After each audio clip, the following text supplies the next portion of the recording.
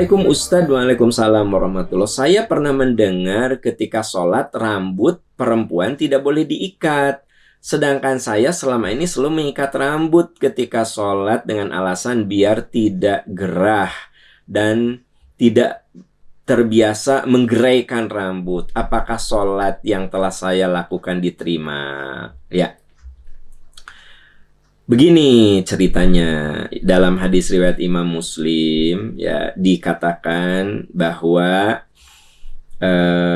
katanya Abdullah bin Abbas melihat Abdullah bin Harith sholat dengan kondisi rambutnya terikat. Jadi rambutnya panjang, dia tadi diikat gitu, belakangnya diikat begitu. Lalu Ibnu Abbas bergegas membuka ikatan rambut Abdullah bin Haris. Jadi gini teman-teman, dalam Islam itu laki-laki rambutnya panjang tidak dilarang, rambutnya sebahu gitu nggak dilarang gitu. Kalau Anda senang rambut panjang, soknya tidak dilarang gitu kan. Nah, tapi kudu diurus tuh rambut. Ada orang yang mau sholat rambutnya acak-acakan, kata Nabi, akrim sya'roka, coba beresan atau rambutnya ini acak-acakan. Jadi gini teman-teman, Islam itu mengajari kita kerapihan. Boleh nggak rambutnya gondrong? Boleh, tapi kudu rapih gitu ya. Nah, seorang sahabat Abdullah bin Harith itu ngikat rambutnya saat sholat. Lalu selesai sholat, Abdullah bin Abbas mendekat dan membuka ikatan rambutnya. Faqala, lalu Abdullah bin Haris berkata, ya, malaka waroksi, kenapa kamu buka ikatan rambut saya? Faqala inni sami'tu Rasulullah sallallahu alaihi wasallam yaqul, innama mithlu hadza. Jadi kata Abdullah bin Abbas, saya mah mengikuti, aku mendengar Rasulullah bersabda, permisalan orang yang sholat dengan rambut terikat seperti orang yang sholat dengan kondisi kedua tangannya terikat gitu. Makanya oleh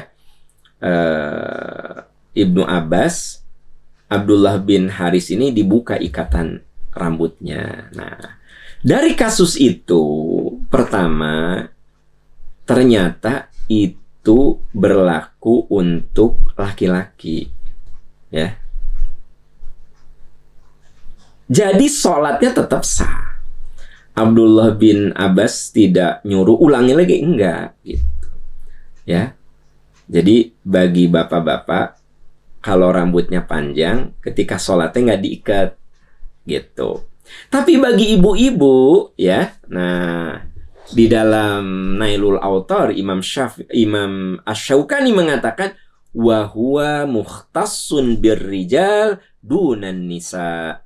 Itu khusus untuk perempuan, itu khusus untuk laki-laki, bukan untuk perempuan.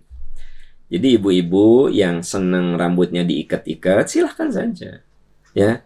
Anda nggak suka rambutnya bergerai gitu ya, sok ikat.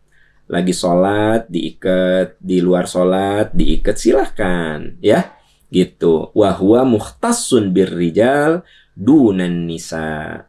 Sebenarnya yang dilakukan oleh Abdullah bin Abbas ya kepada sahabat yang lain itu kepada Abdullah bin Harith itu menunjukkan mukhtassun birrijal, khusus bagi laki-laki, dunan nisa. Jadi silahkan ibu-ibu mengikat rambutnya di dalam sholat, di luar sholat, silahkan ya. Tapi bagi laki-laki yang rambutnya panjang, makruh ketika sholat diikat rambutnya ya, begitu. Jadi ingat nih, bagi laki-laki yang rambutnya panjang, kalau di luar sholat silahkan aja diikat gitu. Ini mah di dalam sholat jangan diikat, karena Abdullah bin Abbas itu sampai selesai sholat muka ikatan rambutnya Abdullah bin Haris gitu. Sehingga ada keterangan wahwa makruhun karohatut tanzih, itu makruh saja. Falau sholla kadzalik fasolatuhu shahihah. Kalau ada laki-laki yang mengikat rambutnya, sholatnya tetap sah. Ya, jadi bapak-bapak yang rambutnya panjang lalu Anda mengikat rambutnya saat sholat, falau sholla kadzalik, kalau sholatnya seperti itu, fasolatuhu shahihah, maka sholatnya tetap sah. Hanya makruh saja. Dengar, untuk laki-laki.